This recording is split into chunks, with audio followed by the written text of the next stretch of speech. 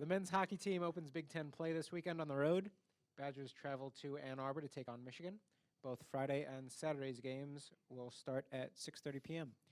Head coach Mike Eaves is here, and we'll take questions.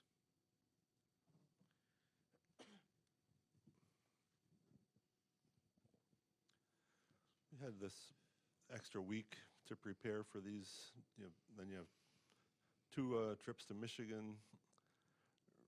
Any focus on your approach over the 2-week span here? Well, last week, for sure, we went back and looked at broke the game down into real small pieces going into one-on-one situations and make sure that we were doing a good job there, because ultimately the game comes down to that. Our ability to be successful in one-on-one situations, whether we control the puck or don't have the puck and trying to get it back. So we spent a lot of time grinding it out in those areas. And then going back into this week, we'll focus back on us getting ready to play, going up and down the ice, playing at tempo. Michigan's got a team that skates and has good skill, so we need to be able to play fast, and we'll get back to that tempo this week. Coming off those back-to-back series against top 10 teams, did you like the fact that you had a week off, or would you rather your guys have been able to get out there and play right away? I think with the age group of where we are with our age and the number of underclassmen, I think it was really beneficial for us to play top-end teams, and then because you really get exposed to what your strengths are, what your weaknesses are, and be able to look at that in video and go right back on the ice and hammer those things out. So, and we went this past week, we went all 6 days. And the last 3 days we went early in the morning and got them up and got at it, and they had the rest of the days to recover. And looking at it, really a beneficial week. I think that we'll see the benefits of what we did because we were able to watch practice, break it down, give it back to them, and show them, hey, we are now better in these areas than we were a week ago. So I think it was a good thing for this young group to be able to go back and really hammer out some detailed work of how we can become better. Mike, Michigan and Michigan State offer vastly different approaches to things. One would think that getting a taste of that, you probably had a little bit of the up-tempo with North Dakota to a degree, Denver to a degree, but what do you think those contrasts will give you a good idea of what you have going into the rest of the Big Ten season? Haven't even thought about Michigan State yet, but I recognize what your statement is because they are two very contrasting styles of play. In Michigan State will kind of honker back and block shots till the cows come home, where Michigan will want to get up and down the ice. Right now, we're just focused on Michigan and knowing what's coming at us. And it's kind of interesting that we end the first part of our season before we go into break playing those contrasts of teams because, to your point, that'll help us in terms of covering the spectrum of how teams play throughout hockey. So that'll be a good thing for us. That'll be another chapter in our book.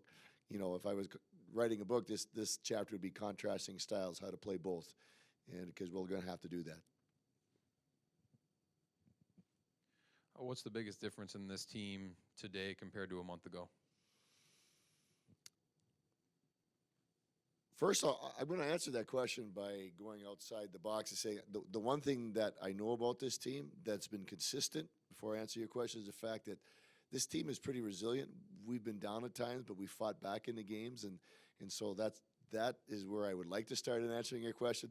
What I do know now that's different from this team is that our attention to details is better in all facets of our system, whether it's breaking out, forecheck, neutral zone, our penalty killing, our power play, that we have come a long way. We have made progress in those areas. So from a month ago to this date, I would answer that question by saying that our ability to play with better detail, and that's what makes us better.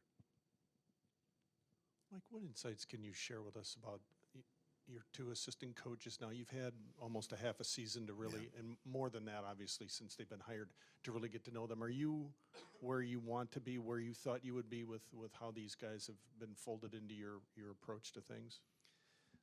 The process of getting to know your coaches is one, much like your players, it takes time.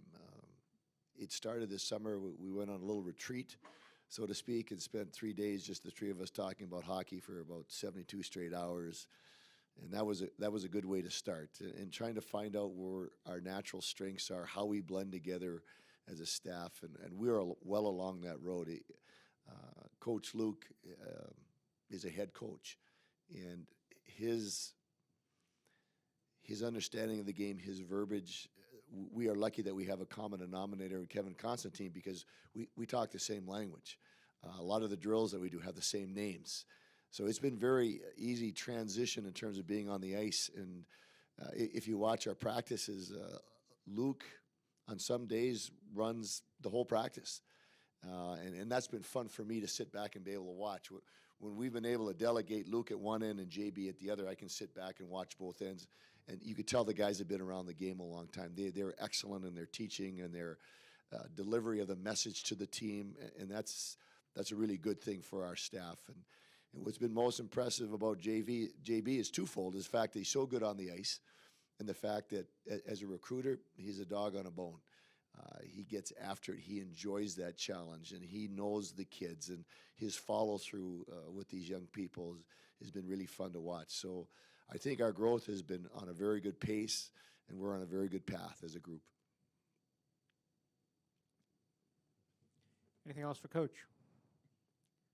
All right. Thank you. Thanks, Mike.